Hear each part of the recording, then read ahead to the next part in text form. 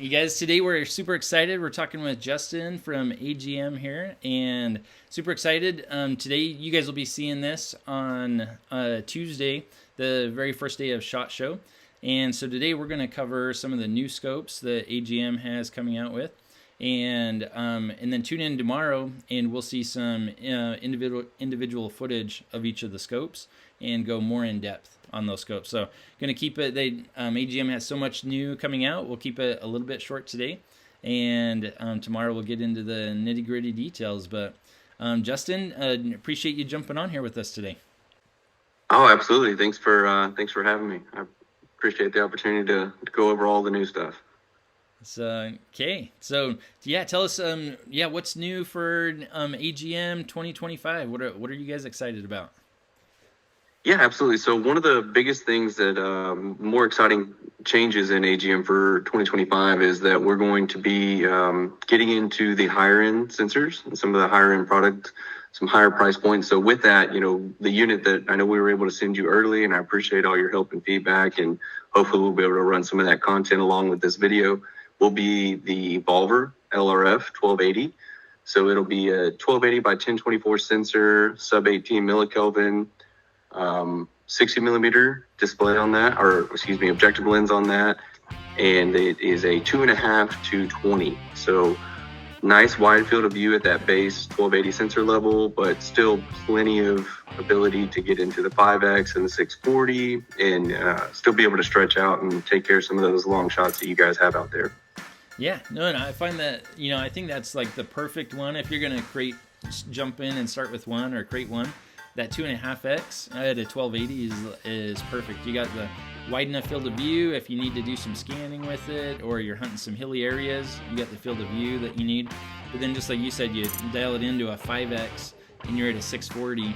There aren't really any other 5X 640s out there, so you're going to have a better image, than all the other 640s. Anyway, so for those long range coyote shots, or even, you're hunting a group of pigs, starting at 50 yards, that 2.5X, you're wide enough to jump in there and take care of business there too. So anyways, yeah, no, it was fun playing with that. Yeah, tons of uses for that scope. Yeah, I think that's one of the more exciting parts, is just that wide variety. You get multiple use cases, as you mentioned, and then kind of staying with that secular Rattler V2 style body. So that same battery system everyone's familiar with, American Defense mounts out of the box. Still, in my opinion, a good enough offset to be able to put it on the bolt systems, but it will most likely find its home in a lot of the AR platforms just with that configuration. But we don't want anyone to feel left out. So with that, just because we do have so many dedicated bolt guys, we are going to be running an Adder V2 LRF 60 millimeter in that same 1280 sensor. A couple changes on that, 2.5 to 28. So same native, a little bit higher on the backside, just with some configurations, sub 18 millikelvins as well. And it will have built into the lens system 1,000 meter LRF system with the ballistics 2560 circular display. So I think that will take care of anyone that felt they were left out with that Evolver being set for that AR platform. Yeah, no, that's fantastic. You get some smaller frame people with, a full length stock. Sometimes those, regular, the Rattler style scopes, get hard to get the smaller frame people the perfect eye relief. So yeah, having an option, you can get it, either way there, right? So regular tube style scope or a more compact scope. I was impressed with how small, kind of compact and really fairly lightweight that 1280 the Evolver was. If you want to have a double as a scanner monocular during big game season, which we have up here all fall. You want to go out and find some deer or elk with it before daylight, as long as it's legal in your state. Hey, that works perfect. It's small and compact, but you're putting on a bolt style scope. You want your kids to shoot it as well. And anyways, you got a couple options there, so that's fantastic. Yeah, and we're really excited about both of those. Like I said, wanted to make sure we kicked off into those 1280 sensors, and we put a good foot forward on that, really strong. With that, we mentioned all the specs, and everyone loves that, but I haven't mentioned the price, and I'm sure that's hopefully what everyone's waiting on this side. Both of those are going to have a map of $74.95. So right at $7,500 will be the map pricing on those units. And during Q1, we are going to be running a $500 instant rebate. So for the first quarter, you're going to be able to get those for $69.95. So right at $7,000 is where we're going to introduce those to the market. Okay, oh, that's fantastic. Most people, when you talk about a rifle scope 1280, they're like, oh, $17,000, you know, something crazy, you know. Anyways, and then to some, $7,000 is also crazy, right? But that's not that much more than the 640s, right? You know, and it's, you got twice the image there for, you know, at the same magnification. Yeah, we wanted to make sure that, you know, with two systems, not necessarily two different use cases, but two different weapon systems. For some people, they view, you know, the Rattler style as purely AR, the bolt, you know, Adder 30 millimeter tube is purely for bolt guns. So we wanted to make sure whatever fit you had access to when we got into the 1280 sensors. You know, from there, obviously, if we're going to do an Adder V2 and a 1280, we're probably going to do a few more. So we will have a LRF 5640 Adder V2. We're going to change the magnification a little bit. Again, we understand that the coyote market, the Midwest market, and even some of the Southern market is starting to want a little bit higher base magnification. Some have been screaming it for a while. So on that, you're going to be looking at 3.5, and it will be a 640, 512, 12 micron, sub 15 millikelvin. And with that, you're going to be looking at, you know, it built into the lens system, 1,000-meter laser rangefinder, 2560 display. And for that unit, we're going to retail that right at $49.95. So sub $5,000 LRF, sub 15 millikelvin, 640. Yeah, fantastic. That 3.5x base magnification, you know, for most coyote hunters, you know, fantastic. Gives you that image quality, you know, that you want to identify them, you know, out there several hundred yards, etc. Yeah, no, that's a big improvement, and that's where, you know, previously the 5640s have all been 2.5x base magnification. Right. So you get those coyote hunters, hey, I want to shoot out long, 2.5x isn't quite there. Anyways, now, yeah, you guys have, you know, 3.5x, perfect solution for them. Trying to put some good effort into the guys that want to stretch these out a little bit further, making sure that they don't feel like some of the lower magnifications on the Rattler V2 excludes them from enjoying AGM products is a big focus with these. Rounding out that Adder V2 will be a 35-640 and a 35-384, both with an LRF system. Due to some of the limitations on the lens itself, it will be on top of the objective housing. So pretty similar to that Spectrum 4K where that LRF is. We'll have those at a $42.95 for the 35-640 and $27.95 for the 35-384 with the LRF. And we are going to also include a Adder V2 35-384 without an LRF, because not everybody wants to use or spend for that. And we understand and appreciate that just because you didn't want to move into an LRF doesn't mean you don't get to enjoy the improvements from the Adder to the Adder V2. So we'll have that unit at $24.95. Still going to get the 2560 display, 384 by 288 sub 15 millikelvin sensor, and that will be at a base of 4x. So still able to stretch out, not necessarily married to the LRF, but not excluded from making the improvement from Adder to Adder V2. Just because you don't want to run a rangefinder. Mm-hmm. Oh, fantastic. Yeah. So, yeah, a lot of these already you talked about, they're all kind of catered toward, you're making the coyote hunters happy here.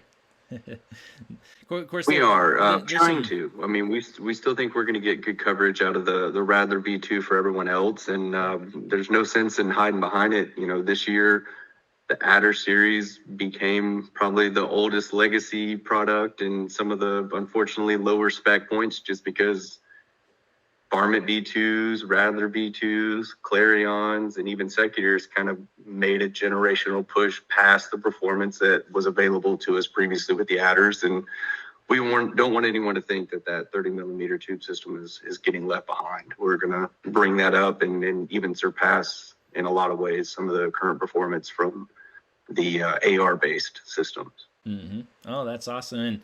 And kudos to AGM. It wasn't, a year and a half ago, those adders were, kind of top notch, setting the pace in the market, et cetera. And then already you guys are, giving them a facelift, upgrading them, et cetera. So kudos to you guys for, staying relevant in the market, keeping up with technology, and putting those out really fast for the consumers. Yeah, it's definitely been really impressive to see just how quick they're able to make change. One thing some people would consider it unfortunate, I think it's really impressive, but I think overall the thermal markets kind of moved from marathon runners to sprinters. So happy to stay competitive with the continuous changes we're seeing in the market. Awesome. So there's one more, and sorry if I'm jumping around at all, but we have had quite a few people, and they'll call in and they'll say, hey, we what do you have in that $1,500 price point? We got more to spend than the $1,000, or $800 in that 256 lineup. Previously, your 384 lineup on those Rattler V2 started at $2,100. Recently, dropped down, made it a little cheaper. But anyways, yeah, what do you guys have coming out for people that are looking in that $1,500 range?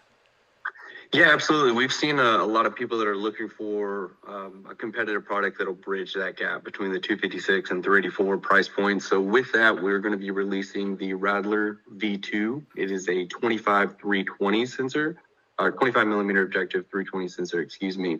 It'll be a sub 20 millikelvin, exact same fit, finish, battery system, menu system as the current Rattler V2 system. So it's not a new product to learn. It's an addition to a very successful line.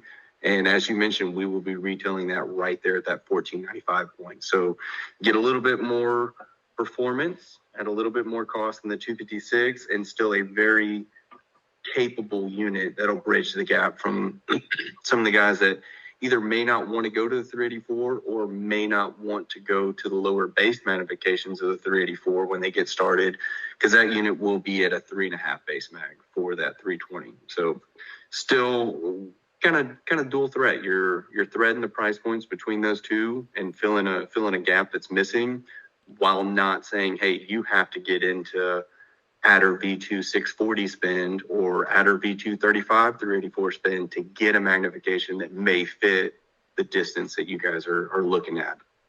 Mm-hmm. Yeah, no, that's perfect, because even when you think of a 2x base magnification 640, by the time you jump up to that 4x, you're down to 320. That's all you're using of the scope, right? And so for $1,500 to have a 320 that's a 3.5 base mag, that's going to have an awesome image at that price point. So anyways, I definitely think there was a little bit of a gap there, and that sounds like the perfect fit.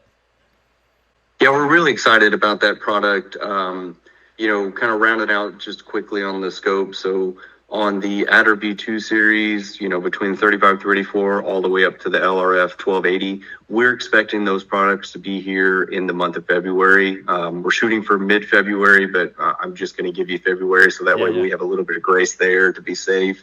The Evolver LRF 1280, we are expecting to have maybe thin, but have inventory live here this week at SHOT Show, with continued shipments coming in later January and through February. So we're expecting to launch with some products, if not in hand at dealers, immediately routing, coming off of orders from the show. And then that Rattler V2 25-320 is going to be in that same position. We're expecting to have inventory on hand, be shipping live based on orders from the show. So you guys should be seeing these at dealers, within 2 weeks of the show or less. Okay. And for those of you watching, you can check the description box. We'll have links to anything that we have in stock or inbound at the time. And anyway, so if you want to jump in and get it, like you said, some of these are kind of limited quantity to start with. And so if you're wanting to start out 2025 hunting season with the new scope, you better jump on sooner than later. I know as soon as some of these start catching on, man, they get so many orders coming in for them, they can get back ordered for quite a while. So they can. We're hoping that's not the case. It's obviously never the intention, and that's one of the things that we're focusing on this year is the releases that we have. We're expecting to see within the first quarter to first 3 or 4 months of the year. So we don't want to talk about anything that may exist in October and tie up my customer service or your phone line for something that, hey, when's it here? When's it going to happen? I know they said August, but I mean, it's mid-February. We got to be getting close. So trying to avoid a little bit of that. We had one scope from a different manufacturer that they teased, and then it was almost 2 years before it was actually available to the public. That doesn't do anybody any good, right? So we appreciate Get your call volume up. Yeah. So awesome. Well, tell us, I know you have some other new stuff coming out as well. Yeah, absolutely. So that's going to be, a lot of the bulk of the changes we're going to see in the thermal weapon systems. We will see some improvements in the thermal monoculars. So currently we have the Taipan TM10 and 15 256 units. We will see those move to the Taipan V2. So you'll get a little bit of an upgrade in the sensor, but the biggest change is going to be very similar from the Taipan 384s to the Taipan V2s, and that'll be that removable 18650, awesome. that bit of a rework on the body, that auto off with the tilt, some people really seem to like. So it'll just kind of bring the Taipans back to the same performance level, same feature level between 384 and 256. And so over this last year, we've had a gap in the capabilities in the 384s, and some of the changes we hadn't seen move to the 256. So we're going to make sure we bring those up to par as well. In addition to that, we will have a new Taipan V2. So kind of similar to the Rattler V2, we'll have a Taipan V2 TM19 320.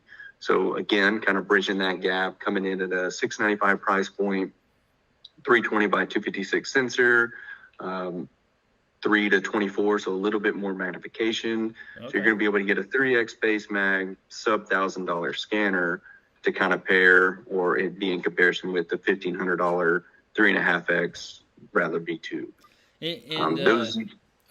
And one question on a focusable objective on that one.